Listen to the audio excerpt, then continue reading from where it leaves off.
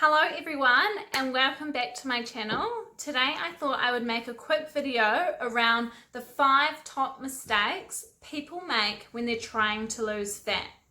So here we go.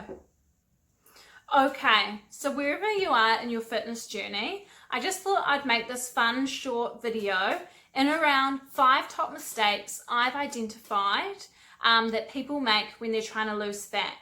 Now, I'm guilty of all 5, so I'm not here to be like, point fingers or say, I know what I'm doing, because I definitely don't. This is all learning through trial and error, so bear with me.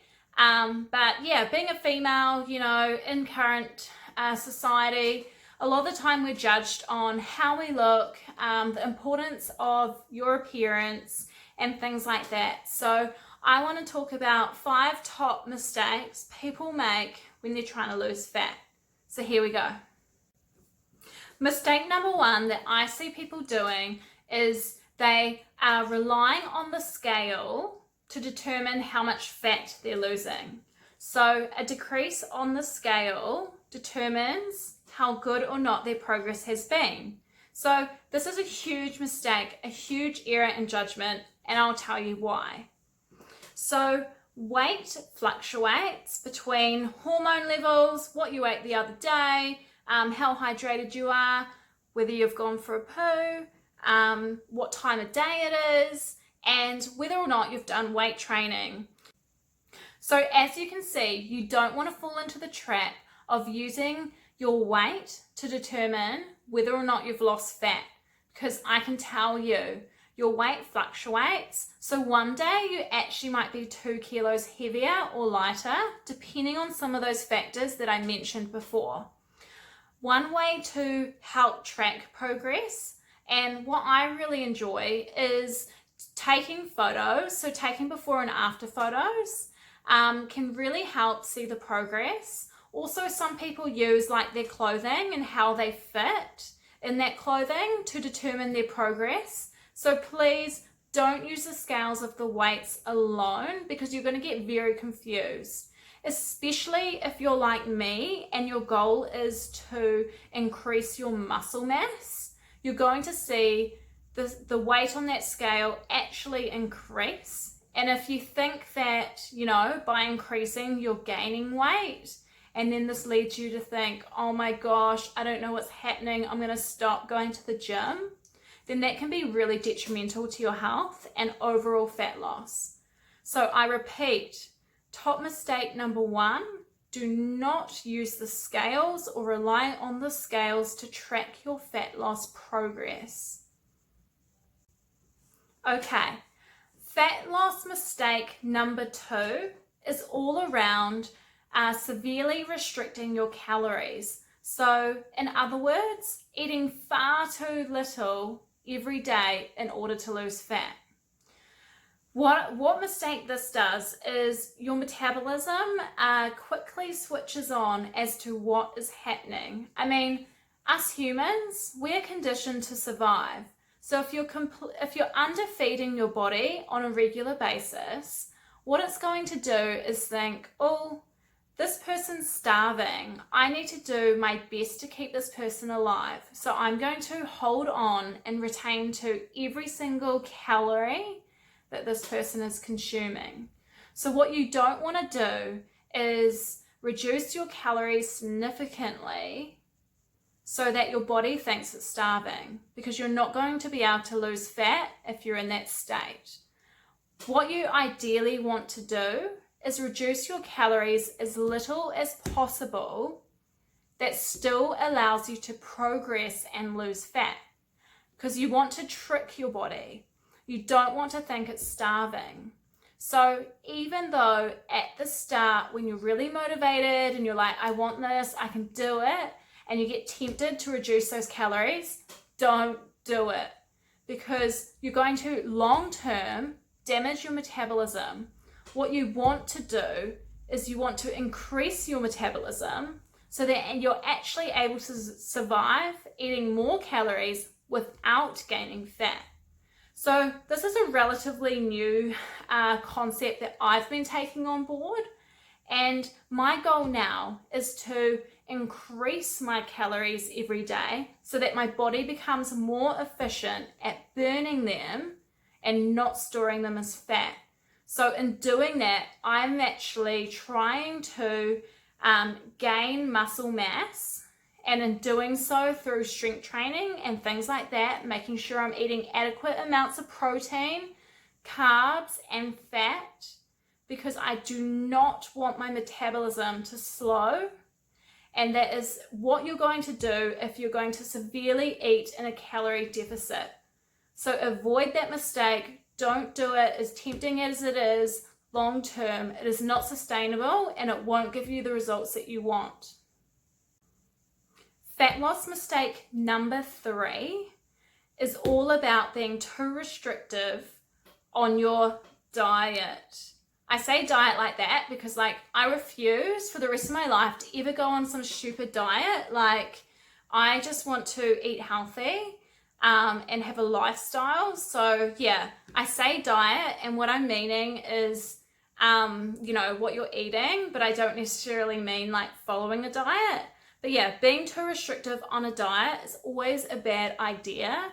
When you start creating rules in which you can eat, or things that are good and things that are bad, that's going to leave you with cravings, with temptations, with binge eating, and all sorts of things that are going to come from that.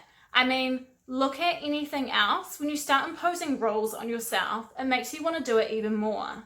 So try avoid being very restrictive. I mean, I know that's easier said than done, but incorporating something like, 80-20 rule, where 80% of the time, you're eating really nutrient dense food, and then 20% of the time, you're allowing yourself that piece of cake, that workplace shout, those drinks on Friday night, or things like that you're going to incorporate throughout the week, instead of getting to, one day and then just having a full binge because you've been so restrictive and you felt like you've missed out. So it is better, I try, if I'm having sugar, cravings for sugar, I'll have some chocolate, or I will make sure that, if I'm really feeling like something, I will just have it, because it's better to, have a little bit of what you're craving than just one day, have a full blowout and then bam, the week's progress is out the window because, you've demolished 2 pizzas, hot chips, and then, gone on with that liter of ice cream. So yeah, by being too restrictive, you're going to probably end up binge eating. And I know this from experience. So by allowing yourself to have some treats, throughout the week, once a day, that sort of thing, is going to help you be able to stick to a more realistic goal, and will help you achieve that overall fat loss that you're wanting. So that's mistake number 3, is being far too restrictive. Mistake number 4 is all around following a fad diet. What I mean by a fad diet is something that is not maintainable or sustainable in the long term. When I say long term, I'm saying 2 to 5 years. I'm saying a lifestyle, a long time. So for me, there are, so what is there out there? There's Atkins diet, there's low carb, there's no sugar, there's keto, there's intermittent fasting, there are probably, Weight Watchers, Jenny Craig, all those types of diets. Now, I think if you can, avoid those sorts of diets, because for one, for me, they're not sustainable. I mean, I did do intermittent fasting for quite a while, probably about a year, maybe a little bit shorter. And it did work, but what I was finding was that often in the mornings, I wouldn't eat till about 11 or 12. And then I found that by the time it was evening, I'd only had 1 meal, or 2 meals max, and I was actually starving. So by not eating in the morning, I felt like I was overeating in the afternoons or the evenings.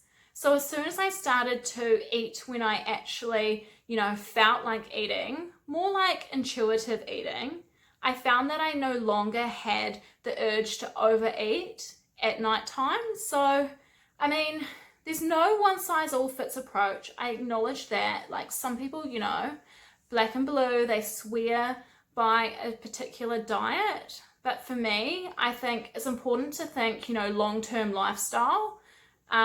Heaps of people, they do keto or they do diets and they work. Yeah, they work.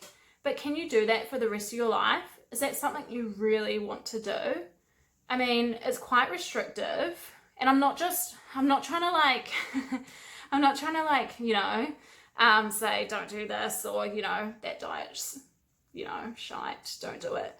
I'm just saying like, that is a big mistake lots of people make is they jump on these like fads, these trends, and they do work, but they're just not sustainable. I mean, I, for one, could never not eat carbohydrates. Like, I love carbs. They make me happy. They give me fuel. Like, I wouldn't be able to train with the weights or do the things that I did if I didn't have carbs.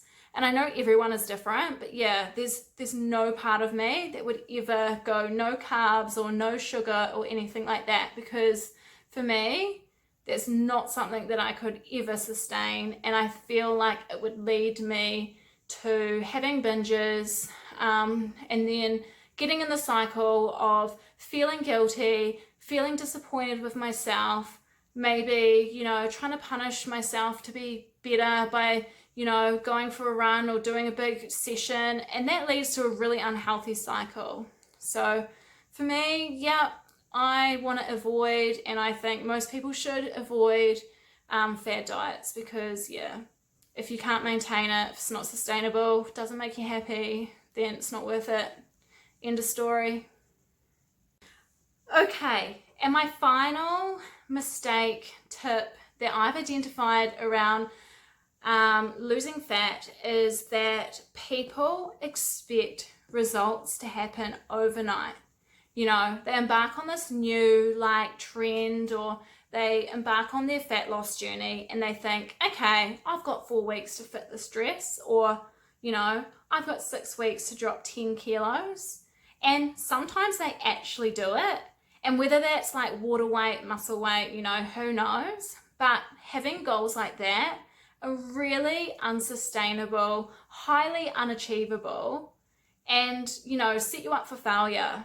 So a lot of the time, fat loss, it takes a long time. It takes consistency. It takes small step progresses.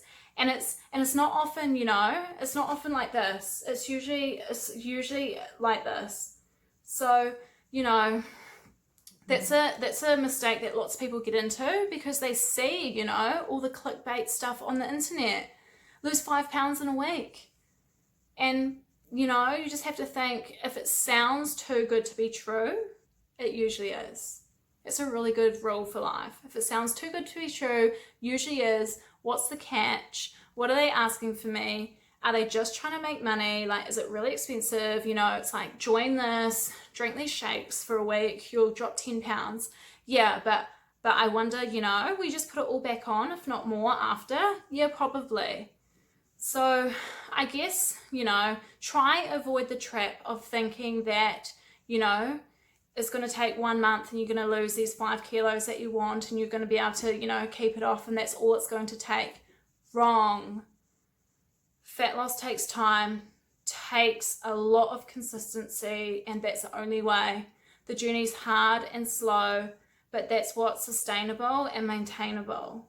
Don't expect to lose 2 kilos a week, for the next month and be at your goal and be able to stay there, because that's not going to happen. So avoid those traps and just try and adopt a more holistic approach as to what's going to work for you. These are just my opinion. So, I'm not saying I'm right or anything like that. It's just my general consensus opinion of what I've found around losing fat and what traps, to be aware of and to not fall into. Because losing fat's, it's a process. It takes a long time to be able to do it correctly and actually, maintain it and keep it off. So yeah, avoid quick fixes, avoid fad diets, avoid you know, relying on that number on the scales to tell you how well you're doing. Don't fall into those traps. But yeah, it's all new learning for me as well, and you know, trying to change mindset after years of being conditioned by society, by other people and things like that, that you know, these are the ways to lose fat, but actually they're all big traps. And you can really, you know, do a lot of education around these things and educate yourselves as to what the best way going forward is for you. And I just thought, yeah, I'd make this video, and yeah, if you like it, gives it a thumbs up. And I guess I'll be back with my 2 cents on another topic soon.